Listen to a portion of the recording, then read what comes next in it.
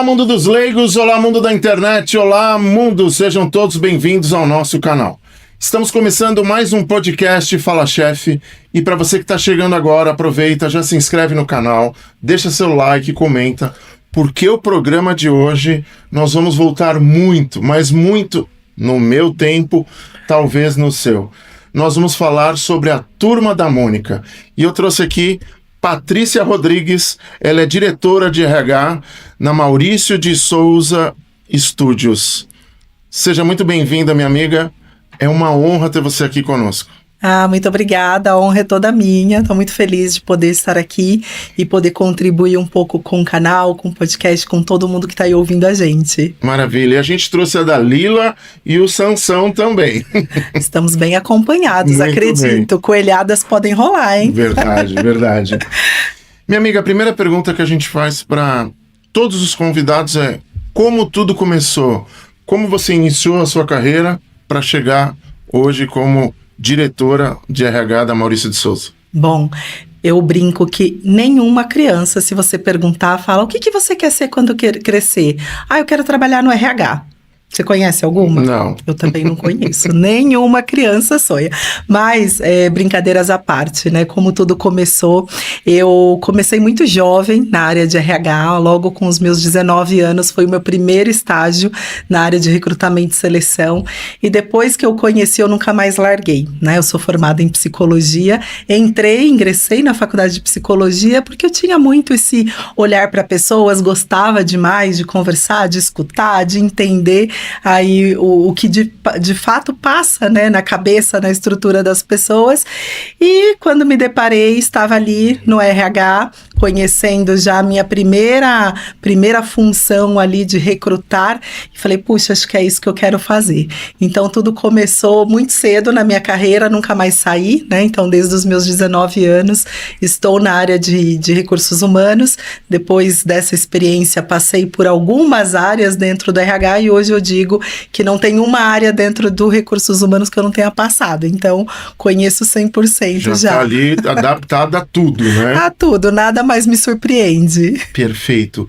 E antes da gente entrar um pouquinho mais para falar da parte organizacional, da parte de liderança dentro do RH, eu queria que você falasse um pouquinho mais sobre o local onde você trabalha, que é a nossa Disney, a nossa imaginação flui, né? Eu sempre lembro de quando eu era criança, via lá as revistas da Turma da Mônica, o Cebolinha, Magali, Cascão e por aí vai.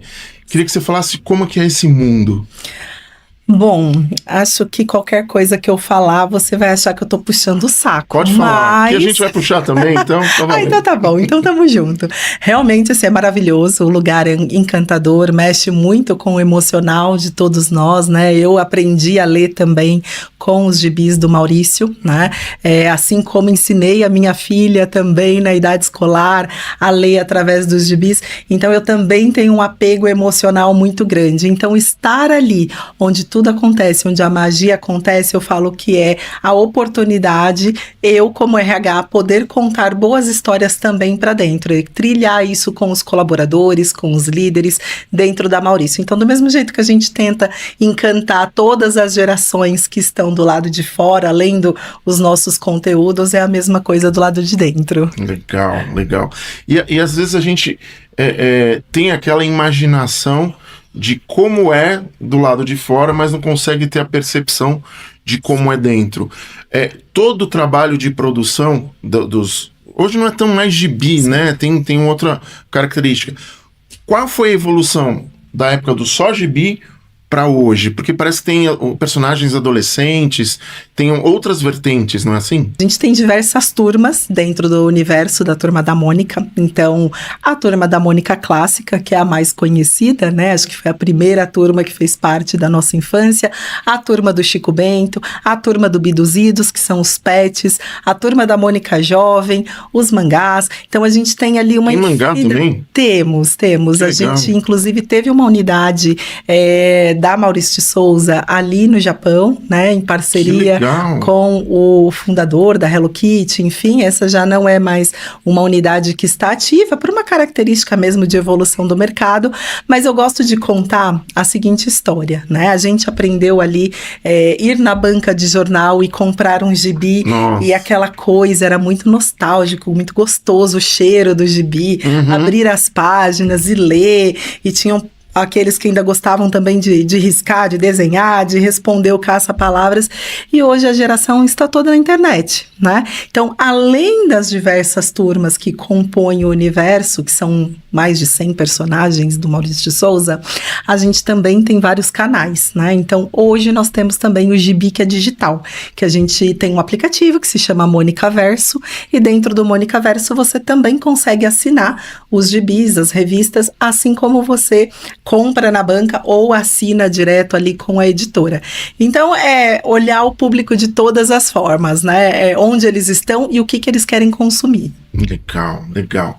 E assim, vamos entrar um pouquinho mais na parte organizacional, né?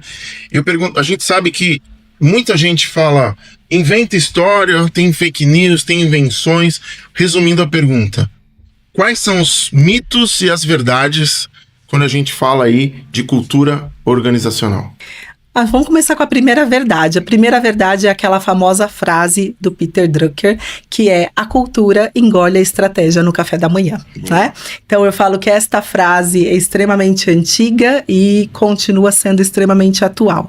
Então não adianta eu ter uma excelente estratégia, né, dentro da companhia, de crescimento, de resultado, se eu não trabalho muito bem a cultura dentro de uma empresa. Então acho que essa é a primeira verdade. E aí eu gosto de falar de um outro mito muito importante, que a cultura, ela existe só do que vem do fundador. Na verdade, a cultura de uma empresa, ela se transforma, se bobear ano a ano, né? A gente hoje vive numa era cada vez mais rápida de evolução digital. Então, quem passou aí pelas diversas gerações, acompanhou a chegada da internet, depois a evolução do 3G, 4G, 5G, tá tudo muito rápido, verdade. Não dá tempo. Imediatismo, né? Imediatismo. Então, a cultura, ela não é mais estática. Então, a cultura de uma empresa, hoje, ela é viva. E, para mim, esse é o grande mito, né? Que a cultura se perpetua por anos. Depende da estratégia do seu negócio. Acho que as empresas que a cultura é muito perene, ela tende a ter um crescimento um pouco mais retraído. Então, eu acho que traria esses dois pontos aqui como mitos e verdades principais da cultura organizacional. Legal.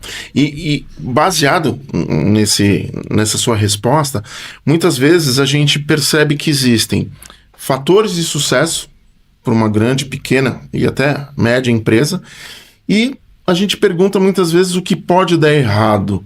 O que você pode colocar na balança para falar para gente numa empresa? Acho que o que pode dar errado, não trabalhar bem as pessoas, não trabalhar as lideranças para lidar com pessoas, acho que isso pode dar muito errado. Não tem resultado de uma empresa que se sustente se o time for fraco. E o time só é fraco se a liderança é fraca. Então, eu entendo que o que pode dar muito errado, eu tenho um excelente planejamento, eu tenho um ótimo plano de negócio, eu tenho os melhores recursos, os melhores sistemas, as melhores ferramentas, melhor time de marketing, meu produto pode estar bombando. Mas se eu não trabalho as minhas lideranças para conduzir muito bem as minhas pessoas, eu com certeza vou estar perdendo dinheiro. Ou porque eu vou ter sobreposição na empresa, ou porque eu vou ter uma deficiência na minha operação, ou porque as próprias relações vão impactar no resultado, enfim. Então esse para mim é o grande fator de insucesso quando as empresas focam em processo, focam em recursos, sistemas, mas não focam no desenvolvimento humano. Tá, e você falou há pouco sobre resultado, e aí eu vou um pouco mais a fundo, eu te pergunto, a cultura que a gente está conversando, ela impacta profundamente no resultado da empresa? Muito. Eu diria que hoje é o principal ponto do RH, né, das áreas de RH como um todo, quando você quer evoluir no ROI da empresa. Então, se eu quero de fato olhar onde estão as minhas ineficiências, RH é uma das frentes que eu tenho que olhar, mas não pelo departamento de RH, mas qual é a visão de RH em relação ao clima e à cultura dessa empresa, porque é uma empresa onde você tem uma fragilidade no seu clima organizacional, que é o que esbarra na tua cultura, você tem pessoas ali muitas vezes preocupadas, será que eu vou ser demitido? Se eu tô inseguro, o que acontece? Eu chamo meu amigo para ir no café, aí aquele cafezinho vira 10, 20, 30 minutos, ou seja, ineficiência da tua operação. Entendi. Aí se eu tô inseguro no dia seguinte, porque o cafezinho não foi suficiente, eu falto. Eu falto porque eu não tô bem, aí eu vou no médico, e não porque às vezes a pessoa não teve alguma coisa, às vezes ela teve mesmo, né? Então, Entendi. quando você tá preocupado, o que acontece? O corpo fala, como diz, né? O corpo fala. Dor de cabeça, dor de... né? Tudo e por acontece. Aí vai. Por aí vai. Então, acho que esse é um ponto que sim, as empresas têm que olhar, né, como ponto crucial, porque sim, impacta no resultado. Então, absenteísmo, turnover de uma empresa, tudo isso fala muito sobre a cultura desse lugar, né? Então, se os seus colaboradores estão bem, estão felizes, se sentem bem tratados, aquele lugar é gostoso, é legal eu ir pra lá, né? Sim. Eu quero levantar e tem gente que fala assim, não vou trabalhar, eu vou me divertir e tem resultados, né? Exato. Então, acho que todos nós já passamos por várias situações de carreira, sim, onde você teve as duas situações, onde você falou, que legal, gostoso, deixa eu ir embora, que eu tenho que trabalhar, tem um monte de coisa legal para fazer hoje. E não porque, nossa, é a positividade tóxica, né? Não, é porque realmente você se sente bem naquele lugar. Mas também tem o oposto. Putz, domingo, acabando fantástico, já começa... Nossa, aquele trauma que dá... Tocou a musiquinha, já era. Nossa, aí sim, quem não estava passando mal, começa a passar mal, né? Exatamente. E eu penso assim, vou chamar desse jeito, todo funcionário que está ali com preparo, dedicação e empenho, em algum momento ele almeja ser líder de algo dentro da empresa. E a pergunta que eu te faço, entrando na parte de liderança, quais seriam as principais competências para um líder? Acho que a principal que eu gosto de falar também é o quanto ele consegue fazer boas leituras de cenário. Né? O líder que não sabe fazer uma leitura de cenário, seja para ele interpretar como está o time dele, como estão as demandas dele frente à estratégia, você acaba tendo uma fragilidade muito grande na tua organização. Né? Agora, aquele colaborador que também aspira a uma liderança, ele precisa começar a se preparar previamente, porque não adianta esperar ter a vaga. Eu preciso começar previamente, fazer a sua parte, né? Fazer minha parte. O que eu preciso estudar? Quais são as habilidades que eu preciso desenvolver? Como que eu faço para estar naquele lugar? Quais são, de fato, os stakeholders que eu vou buscar ao longo da minha carreira? Esses networks mesmo, internos e externos, que vão também fomentar para que isso aconteça no meu universo.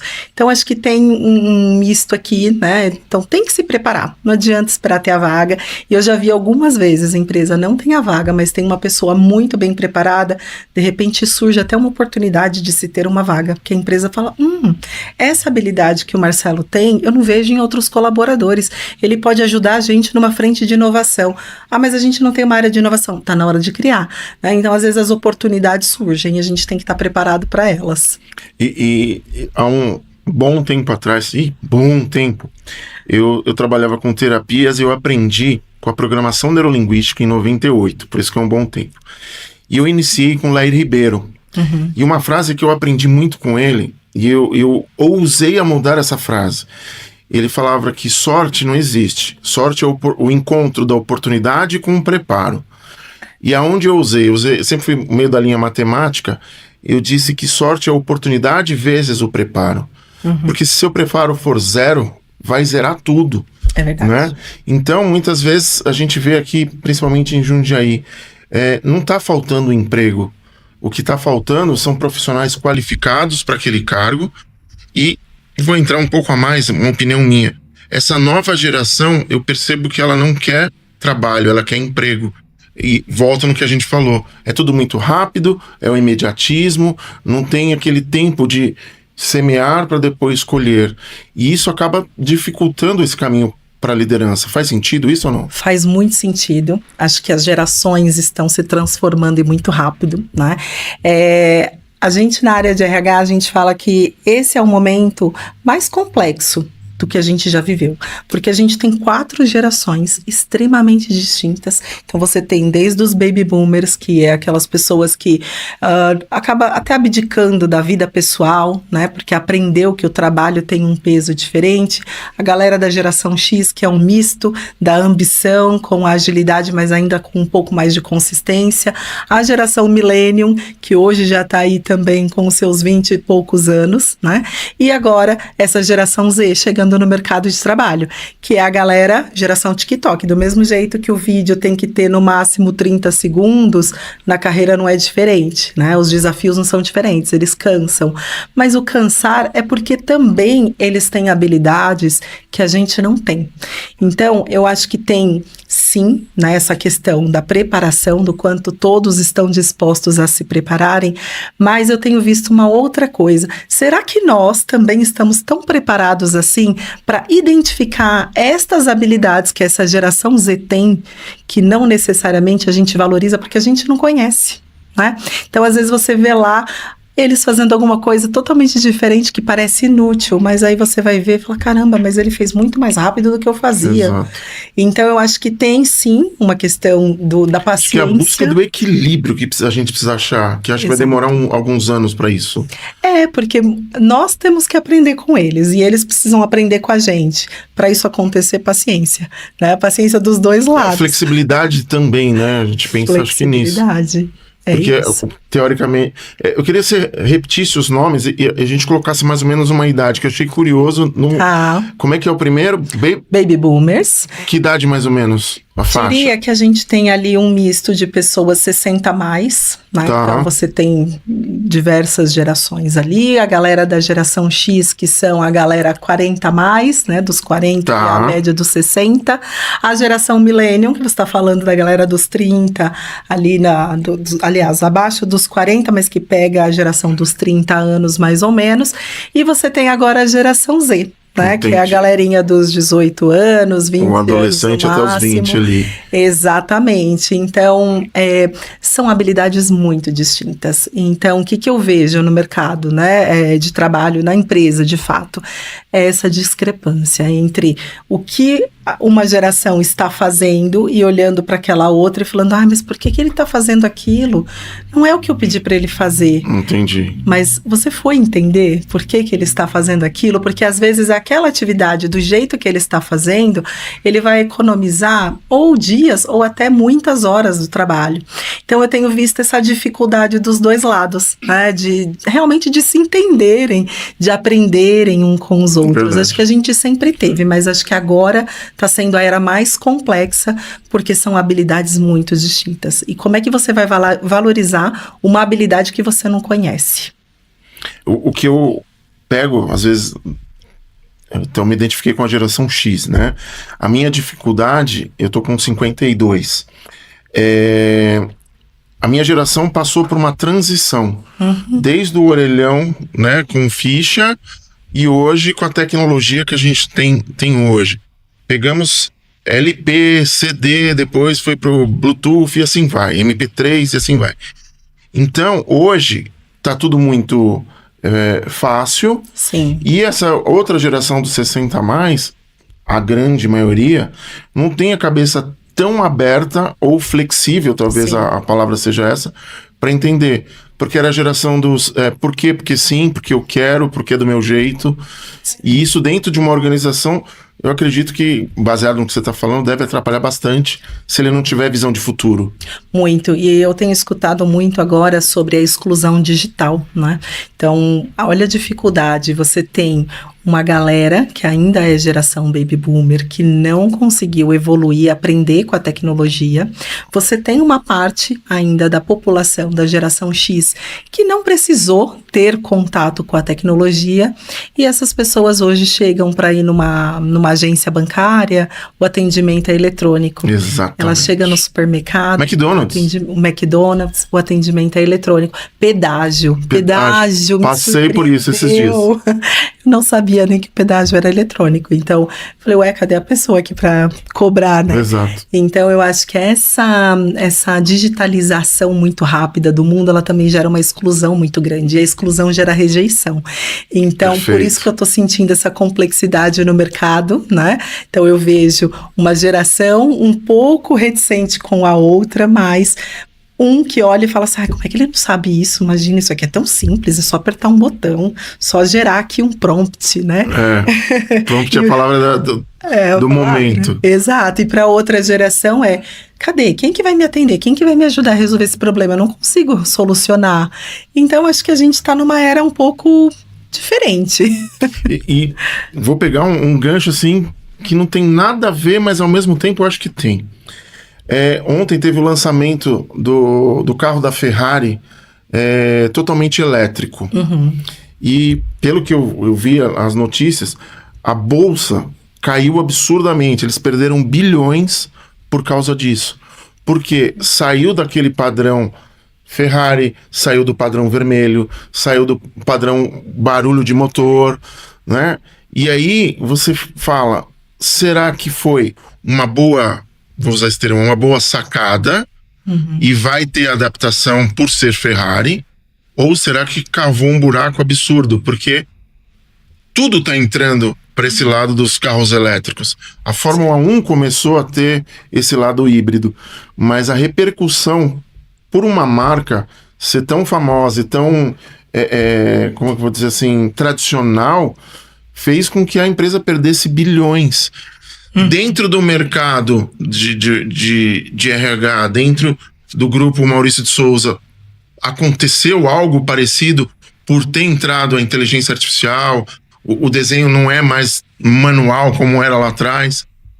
Nesse paralelo, como é que você vê isso? Começar com o final da sua pergunta. Vambora. Porque esse é um mito. Os desenhos continuam 100% manuais, né? Então, a Maurício de Souza é uma empresa de artistas. Manuais. Uhum.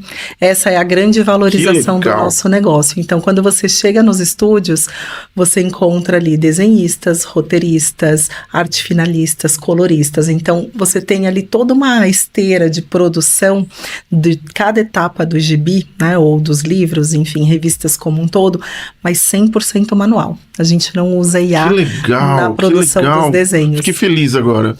Isso claro, é um valor, né, para a empresa, é um valor do Maurício, é a obra, né, do artista sendo de fato respeitada e cada vez mais também trazendo para o produto ali uma flexibilidade do artista, né? Então, por muito tempo a gente falou muito do traço mauriciano, então o traço tinha que ser exatamente do Maurício, não podia ter uma flexibilidade, e agora a gente tem trabalhado uma vertente um pouquinho mais flexível, valorizando que cada artista possa lhe dar o seu toque sem fugir, claro, das características dos personagens. Então, queria trazer esse finalzinho, porque esse é um mito super importante pra gente, né, de alguma forma difundir, porque o nosso produto, ele é ainda artesanal, quadrinho por quadrinho, letrinha por letrinha do gibi. Que legal. Nem a parte de letras é feito... Né, Nossa, ganhei meu dia hoje. Tá vendo? Você precisa ir lá conhecer. Então, e aí voltando, eu vou pegar o gancho com essa questão da Ferrari, porque eu acho que tudo depende do teu público.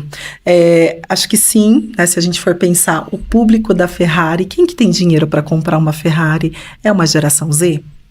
Não é. Aliás, faz sentido. Pode até ser que tenha. Captei a nova mensagem, eu entendi. Então, a queda na bolsa, acho que está muito relacionada a isso, né? Então, qual que é a tua população? Quando a gente vem para o nosso universo da Maurício, você vê uma migração do papel, né? Da galera que consumiu livros, revistas, em volume ali no físico, e hoje o volume está no digital. E aí no digital eu falo nas plataformas de streamings, Sim. então Disney Plus, várias outras, né, Netflix, enfim, que nós estamos, HBO, com vários conteúdos de audiovisual, e também no aplicativo, que é o Gibi ali de maneira eletrônica. Por quê? Porque é a nova geração. Então, acho que tudo depende. Então, a questão da valorização é para o nosso produto ir para o digital, cada vez mais no digital, fortalece esse contato com a nova geração de consumo. Agora, com uma Ferrari, acho que realmente foi bem arriscado, talvez eles tenham feito um risco aí muito calculado, imagino. Sim, com eu, certeza. né? Mas eu pensaria muito. Mas eu peguei a tua ideia, fez sentido isso daí. E há pouco a gente falou de liderança, eu comentei de sorte. Deixa eu te fazer uma pergunta pessoal. Você acha que liderança é sorte? Acho que tudo na vida a gente precisa de um pouquinho de sorte. Para tudo, né? Até pra gente andar na rua, não tropeçar Verdade. e quebrar o dente beijando o chão ali. Verdade. Mas eu acho que só sorte, ela não garante, de fato, carreira para ninguém, né? Eu acho que carreira, ela é construída, e ela é construída passinho por passinho, vivências, experiências, conjunto de habilidades, e o quanto você está disposto a usar a sua flexibilidade. Eu gostei muito que você trouxe esse tema logo no começo da conversa, né? A flexibilidade é tudo, porque tem muita gente que fala, não, eu sou assim, não vou mudar, eu quero desse jeito. A síndrome de Gabriela, né? Síndrome de Gabriela, eu entrei tal horário, deu meu horário, tô indo embora. Não no sentido de as pessoas precisam fazer mais, muito mais, ficar até tarde, como já foi no passado, para serem reconhecidas. Mas eu digo muito no sentido do o que é ir além, né? É eu fazer o que é esperado, ou é eu entender o para que aquilo serve e ver se eu estou fazendo da melhor forma e da forma com que é esperado. Então, é nesse sentido. Então, acho que isso não é sorte, isso é construção. Então, tem uma questão de construção do seu querer, né? O quanto eu quero isso para mim, ou o quanto para mim tá bom, né? Eu vou trabalhar aqui só pro meu salário no final do mês, meu plano de saúde, meu VR, meu VT, como o pessoal brinca, e daqui eu não passo. Então, acho que sim, é construção, e para todo mundo é construção. A sorte, ela ajuda um pouquinho, mas ela te ajuda da mesma forma que você sai na rua e não tropeça ali para quebrar seu dente na manhã de chuva, ou enfim. A sorte está no acaso ali, né? É uma situação, tem que ter um preparo ali. E baseado nisso, que dica que você daria? A gente já falou um pouco sobre isso, mas convergindo mais a resposta. Para quem quer sentar numa cadeira de líder, qual é o passo a passo, vamos dizer assim, se é que existe, né? Mas tem um norte. Eu acho que sim. Eu diria que, claro, o seu preparo é tudo, né? Então, até a gente já falou um pouco sobre isso. Preparo, eu digo, entenda, né? O que eu preciso estudar para ser um líder? Hoje eu preciso, inclusive, saber não só liderar pessoas, mas liderar agentes de inteligência artificial. Verdade. E como isso? Então, preciso aprender, né? Se eu não sei, eu tenho que aprender. Quais outras ferramentas que pode vir a agregar numa posição de liderança para que eu ajude outras pessoas? Então, acho que essas coisas são o básico. Mas o equilíbrio emocional é importante? Equilíbrio emocional, inteligência emocional, leitura de cenário, acho que são as habilidades que são mais intangíveis, e você, de fato, precisa estar muito mais focado ali, porque o técnico, numa posição de liderança, você sempre vai ter excelentes pessoas para fazer, melhor do que você. E que bom, né? Porque se você consegue delegar. Exato. Se você não tiver pessoas melhores do que você, é uma insegurança sua como líder. Então, tenha pessoas até melhor do que você abaixo. Mas você precisa desenvolver toda uma relação de influência, né? Então, entender o que está acontecendo na empresa, por que as coisas estão assim ou de outro jeito. E isso não tem preço. Agora, uma coisa que eu digo, que não se tinha como hoje tem disponível: mentoria. É verdade. Por que eu digo? É verdade. Eu desenvolvi minha carreira, eu estou há 23 anos em RH, né? Então, em 23 anos, há 5 anos como diretora de recursos humanos. Legal. Se eu tivesse um recurso de ter um mentor me acompanhando lá atrás, será que eu teria levado basicamente quase 20 anos para chegar nessa posição? Ou eu teria a probabilidade de otimizar é maior, né? Total, porque hoje com a mentoria você tem o quê? puxa, aquilo que a pessoa levou 20 anos para desenvolver, ela tá te dando aqui um direcionamento. Claro, você segue se você quiser, mas você não vai falar, vou fazer um programa de mentoria para entrar aqui e sair aqui. Não, o famoso caminho das pedras, já passou por ali, né? Exatamente. Então, acho que tem hoje em dia uma gama de mentores para tudo. Da mesma forma que tem mentores para desenvolver um influencer, ou quem está buscando ali uma carreira no mercado digital, enfim, você tem mentores específicos para quem quer desenvolver uma carreira executiva. Então, eu diria que hoje esse é o melhor caminho e é de fato a pessoa que vai trazer para você realmente o passo a passo do que ela inclusive já enfrentou, do que ela vivenciou outras pessoas enfrentarem, para você não cometer o mesmo erro e chegar lá mais rápido. Perfeito. E quando a gente fala de líder, né, hoje em dia está muito na moda a palavra empreendedorismo, né? A gente participa de alguns grupos de network, enfim, e o objetivo é todo mundo ter uma empresa de sucesso, ter isso, tal, ter resultados. Mas a grande pergunta que eu faço para ti, baseado nesses 23 anos, qual que é o maior desafio, ou quais os maiores desafios para se chegar nessa liderança, para ter uma empresa de sucesso, para ter resultado, onde as pessoas vão olhar e falar assim, eu quero me espelhar, eu quero ter o mesmo resultado? Acho que o primeiro desafio é você ter clareza do que é sucesso para você. Boa. Né? Então, se você tem clareza, qual é o seu sucesso, quais são as suas metas, quais serão as suas métricas, como você vai fazer para chegar lá, isso é o que vai de fato mostrar se você está conseguindo chegar no seu patamar de sucesso ou não, porque o sucesso não pode ser a grama do vizinho. Ah, eu vejo que fulano mora lá no condomínio Alphaville, tem uma Ferrari na garagem, 2 Porsches, ok, isso é sucesso para ele, eu quero.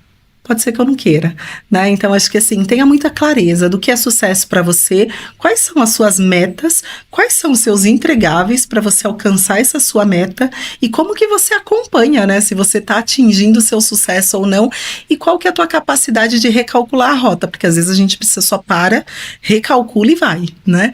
Então, eu diria que esse para mim é E baseado nisso, deixa eu te perguntar, de uma forma simples, o que é meta e se a meta é importante para ter um resultado? Eu falo que às vezes o óbvio precisa ser dito, mas muitas vezes é falado assim, eu preciso ter uma meta, tá, mas e aí? Qual é o direcionamento que você daria nessa experiência toda?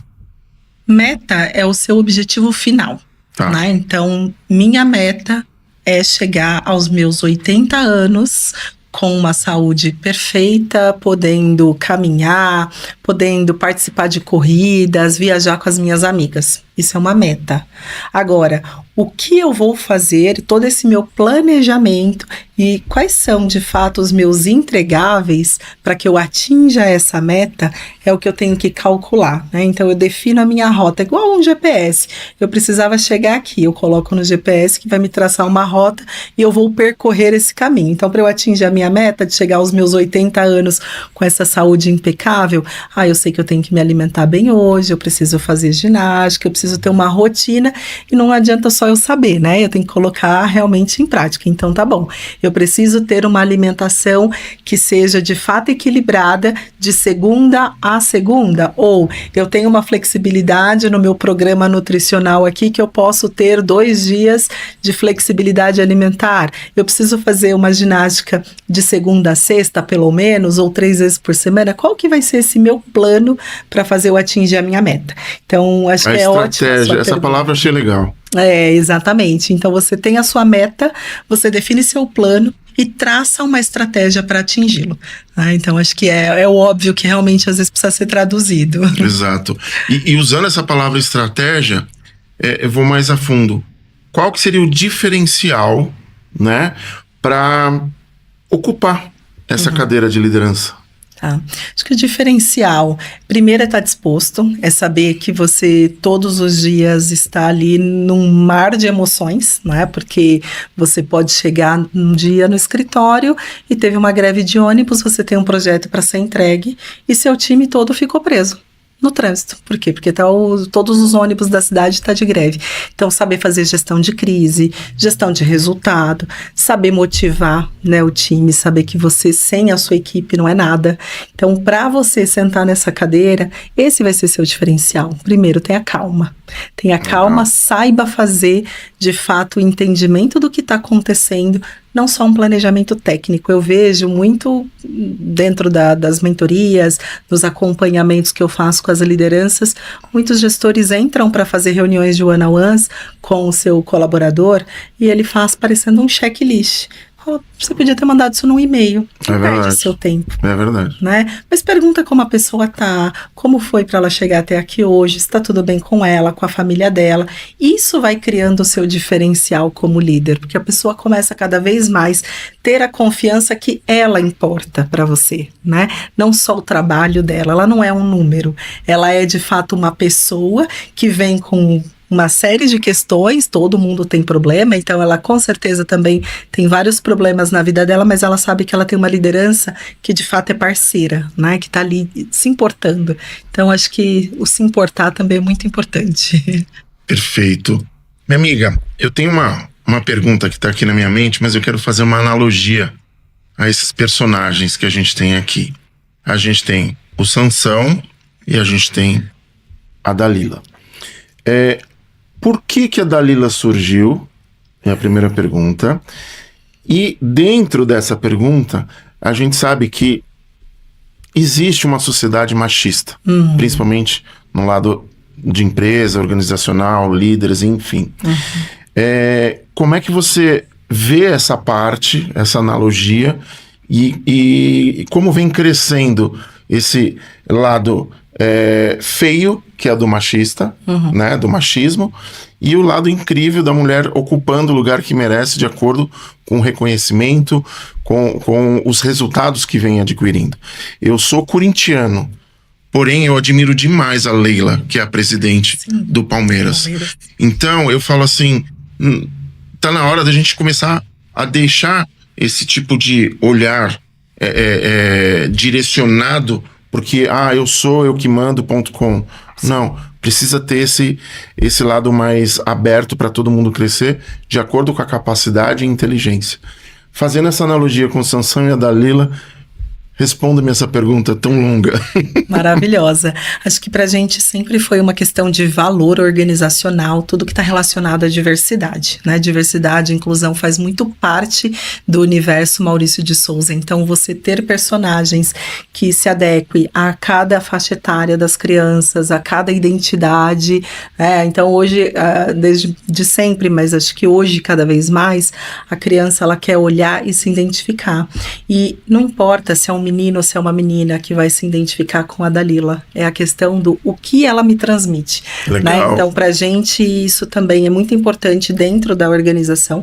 Então, a gente trabalha fortemente tudo que está relacionado à diversidade, inclusão, como a gente faz com que, de fato, as ideias sejam diversas, né? E a gente percebe, de fato, no dia a dia, o quanto isso se reflete, o quanto o inspiracional acontece e o nosso público se renova. Acho que muito relacionado a essa questão da diversidade. E trazendo um pouco esse lado do machismo, eu confesso que eu aqui com os meus quase 44 anos, eu vivi algumas eras desse machismo na organização. Então, quando eu olho lá atrás o que era e o hoje, eu falo, caramba, que salto a humanidade deu, né? Mas ao mesmo tempo, quando a gente olha o onde estamos e o que queremos, onde devemos chegar, ainda falta um salto muito maior para ser alcançado. Acho que a gente sim ainda tem muito machismo, com uma diferença. O machismo eu acho que ele era um pouco mais escancarado e hoje o machismo é velado. Assim como a própria agressividade de liderança, né? A gente falava muito do líder grosso, estúpido. Hoje você fala do quê? Do passivo-agressivo, que é o que fala com uma voz doce, mas no fim do dia ele está acabando com você o tempo inteiro. Né?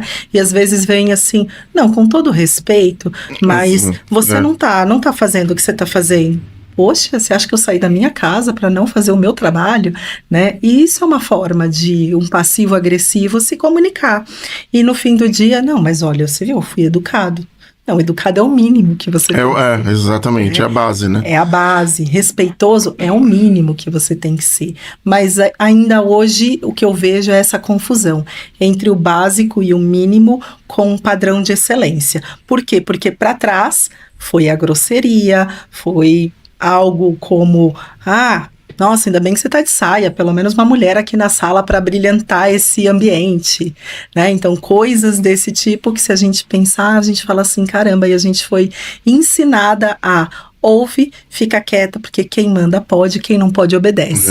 E as mulheres sempre foram minorias no mercado de trabalho, nas posições de liderança, então obedecer é o que a gente mais sabia, né? Então acho que quanto mais as coisas se tornam conscientes, melhor vai se tornando os ambientes de trabalho, mas acho que a gente tem ainda um caminho enorme e estamos numa fase muito do passivo-agressivo, então tem muito machismo que vem muito com interromper a mulher, né? É mais fácil do que, às vezes, interromper um homem.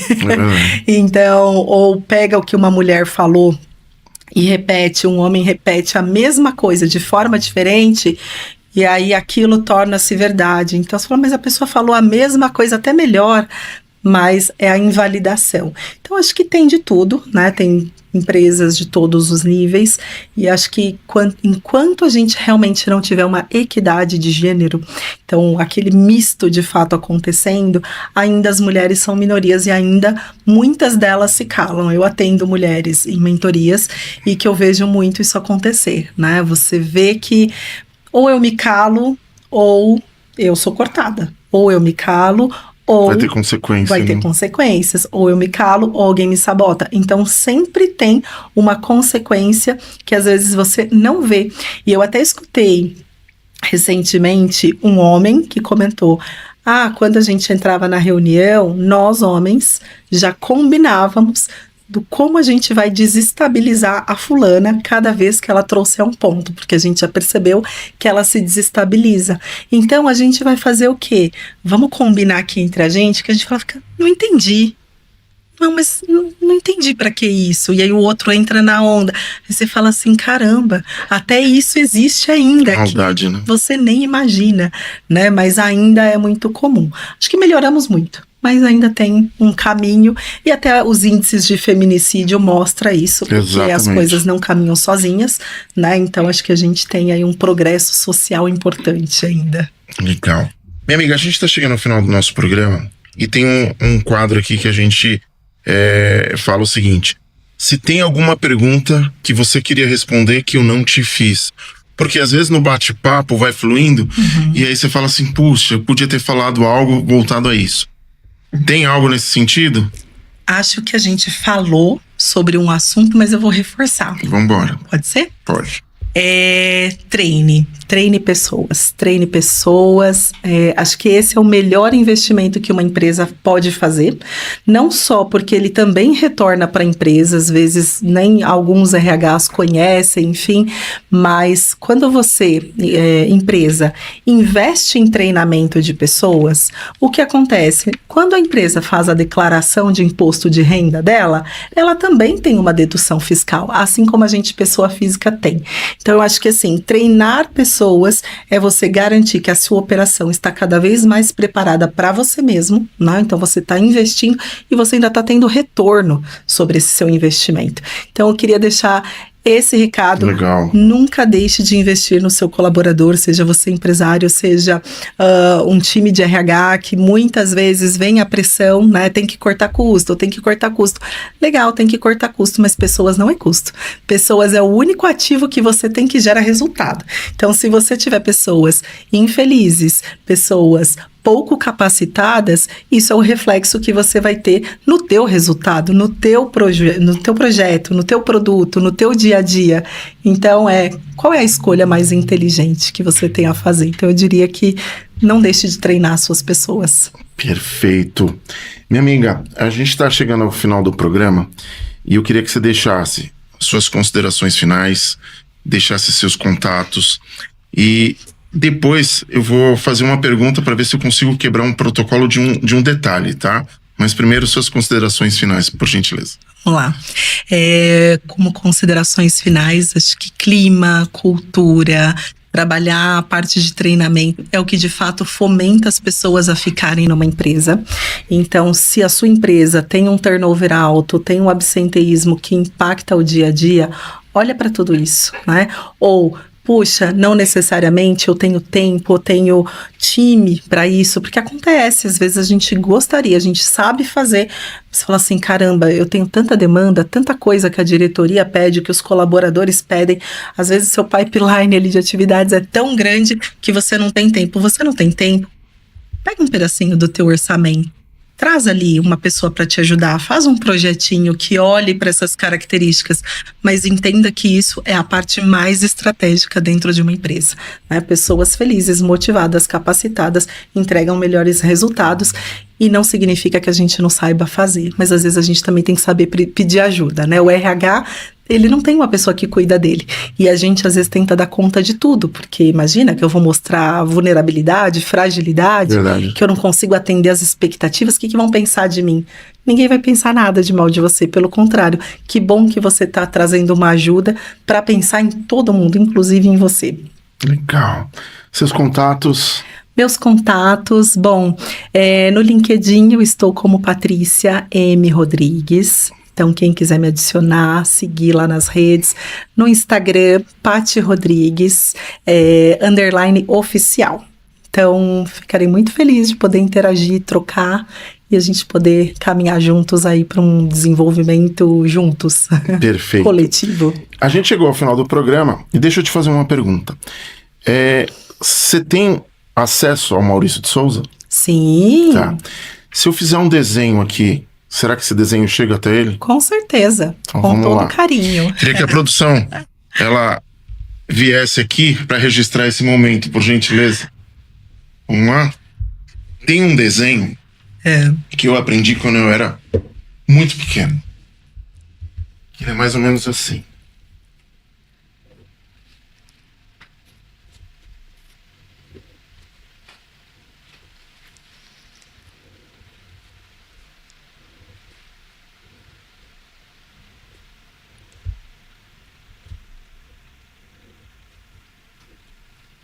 Olha que temos um talento.